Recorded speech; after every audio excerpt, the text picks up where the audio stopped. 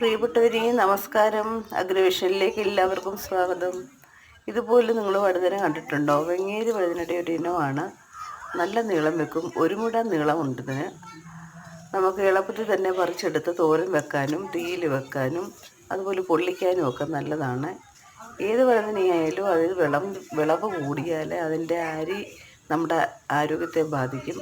ഈ അരി മൂത്ത് കഴിയുമ്പോൾ അതിനകത്ത് എണ്ണയുണ്ടാകും. ആ എണ്ണയാണ് മനുഷ്യന് കൊള്ളാത്തത്. വെച്ചാൽ എണ്ണ ഘടികാരമൊക്കെ ക്ലീൻ ചെയ്യാൻ ഉപയോഗിക്കുന്നതാണ് വഴുതനയുടെ അകത്തെ എണ്ണ, വഴുതനയുടെ അരിയിൽ നിന്നുള്ള എണ്ണ.